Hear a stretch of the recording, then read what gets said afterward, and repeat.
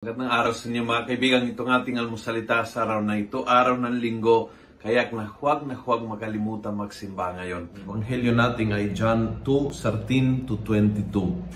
Sabi ng Ebanghelyo, the Passover of the Jews was at hand. Jesus went up to Jerusalem. In the temple court he found merchants selling oxen, sheep, and doves, and money changers seated at their tables. Making a whip of cords, he drove them all out of the temple court, together with the oxen and the sheep. He knocked over the tables of the money changers, scattering the coins, and ordered the people selling doves, "Take all this away.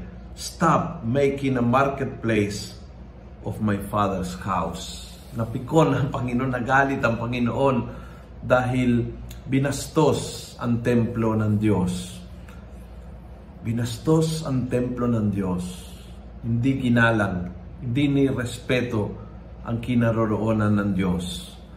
At yun po'y na talagang kumulo ang dugo ng ating Panginoon. At hindi lang sinabihan, kundi tinulungan na ilabas yung mga bagay na nakakadumi sa templo ng Diyos. Think of your life, your body as temple ng Diyos. Templo ka ng Diyos. Ang katawan mo ay templo ng Holy Spirit. Ang buhay mo ay templo ng Diyos. Ano-ano nga ang mga bagay na nakakasira, nakakabastos sa templong ito? Minsan hindi tayo binastos kundi binabastos yung sarili.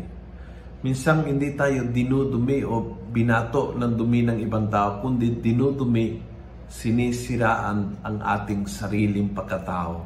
Ano nga ngayon ang mga bagay na nakakasira sa iyo, na nakakadumi sa iyo, na nakakabastos sa iyo, na kailangan mong ilabas mula sa iyong pagkatao para maging malinis tulad ng templo ng Jerusalem. Parang ibalik ang kabanalan tulad ng ginawa ng Panginoon sa templo ng Jerusalem. Para matigil ang mga pang-aabuso tulad ng ginawa ng Panginoon sa templo ng Jerusalem. Think of your life bilang templo ng Diyos. Ano nga ang kailangan sipain, itulak, paluin, palabas para maging malinis ang templo na yan? Kung nagustuhan mo ang video ito, pass it on.